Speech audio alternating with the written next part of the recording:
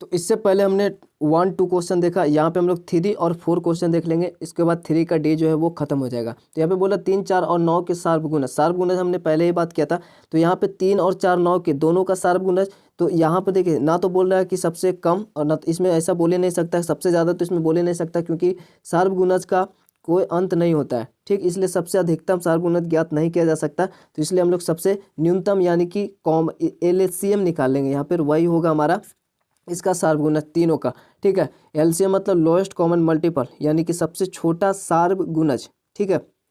तो वो निकालेंगे, या तो इसका गुणज सभी का निकाल के जैसे 3 का 4 का 9 का, और जो उसमें सबसे पहले मिलेगा वो होगा, या फिर हम लोग डायरेक्ट इसका LCM निकाल सकते हैं, तो भी आपका सार्वगुणज इसका निकल जाएगा। तो सार्वगुणज बोल रहे तो ऐसे भी बना सकते हैं, 3 और 4 और 9 का LCM निकालेंगे। तो ये इसमें 2 से सिर्फ ये लग रहा है, तो ये 2 से नहीं, सबसे पहले 3 से लगाएंगे, चूँकि इसमें 2 को लग रहा है, 1 3 3, और ये 4 का 4 ऐसे रहेगा, 3 3 9, ठीक है। अब ना तो 3 से लगेगा ना ही 2 से, क्योंकि 3 से लगाएं तो सिर्फ ये लगेगा और 2 से लगाएं तो सिर्फ ये लगेगा, इसलिए एक लगता है तो नहीं लगता है। अब इसमें जो गुणनखंड मिला वो मिला 3 4 और 3।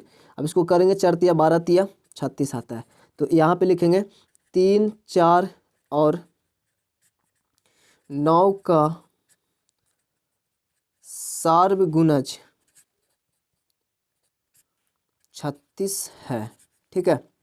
या फिर आप जैसे ऐसे बना सकते हैं, जैसे 3 का गुणज सबसे पहले निकालेंगे, तो 3 का गुणज होगा 3 6 3 3 9 3 4 12 3 5 15 3 6 18 3 7 21 3 8 24 3 9 27 3 9 को 30, फिर 33 होगा, फिर 36 होगा, ठीक। उसके बाद 4 का निकालेंगे, सार्वगुणज ही निकालेंगे, ठीक है। तो 4 4 तिया 8 4 तिया 12 4 चौ 16 4 5 20 4 6 24 4 7 28 4 8 32 और 4 9 36, यहाँ तक ही लिखेंगे। फिर 9 का सार्वगुणज निकालेंगे, तो 9 दूनी 18 9 दूनी 18 9 तिया 27 और 9 चौ 36। आगे लिखने की जरूरत नहीं है, इसमें सबसे पहले मिलेगा 36 ही, ठीक है। ये रहा 36, तो आप इस प्रकार से भी 36 ऐसा लिख सकते हैं। तो ये रहा हमारा 4 नंबर क्वेश्चन में, निम्नांकित सम संख्याओं को जुड़वा अभाज्य संख्याओं के योग के रूप में लिखना है। ये हमारा सम संख्या है, इसको अभाज्य संख्या में लिखना है। जुड़वा अभाज्य संख्या मतलब 2 अभाज्य संख्या युग्म के रूप में लिखना है।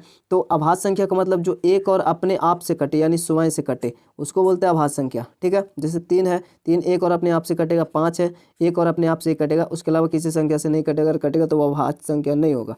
तो यहाँ पे 36 को अगर हम लोग देखें A नंबर, तो 36 को अगर आप वैसा लिखना, आप अगर कोई बड़ा संख्या है उसको लिखना है, तो ये छोटा सा है तो हम लोग ऐसे भी लिख सकते हैं, लेकिन इसको लिखने का तरीका सबसे पहले इसको हम लोग 18 + 18 के रूप में तोड़ सकते हैं, ठीक है। इक्वल इक्वल में तोड़ देना है, और उसके बाद क्या होगा, एक इसमें दे दीजिए, ठीक है। तो ये हो जाएगा 17 और ये हो जाएगा हमारा 19। ये हमारा जुड़वा अभाज्य संख्या हुआ, यही आपका आंसर होगा, ठीक है। उसी प्रकार B है, तो B में 84 है, तो 84 है तो इसको हम लोग लिख सकते हैं, 84 का आधा अगर करेंगे तो 42 होगा और 42 होगा, तो एक इसको दे देंगे इधर। अब ऐसा बनाएंगे, 42 को एक इधर देंगे तो ये 41 बचेगा और इधर 43 आएगा, तो ये 41 और 43 हमारा जुड़वा अभाज्य संख्या रूप में ये हमारा इस प्रकार से लिखाएगा, ठीक है। योग के रूप में लिखना है तो इस प्रकार से होगा। उसी प्रकार C को भी बनाएंगे। C में 120 है, तो 120 को हम लोग 60 + 60 के रूप में लिख सकते हैं। उसके बाद 60 है तो यहाँ पर एक इसको दे देंगे, तो ये 59 हो जाएगा और ये हो जाएगा 61, और ये अभाज्य संख्या, ये भी अभाज्य संख्या, ये भी अभाज्य, ये भी अभाज्य, ये सब अभाज्य है। तो जुड़वा अभाज्य युग्म के रूप में है और योग के रूप में लिखना है, तो इस प्रकार से लिखाएगा, ठीक है।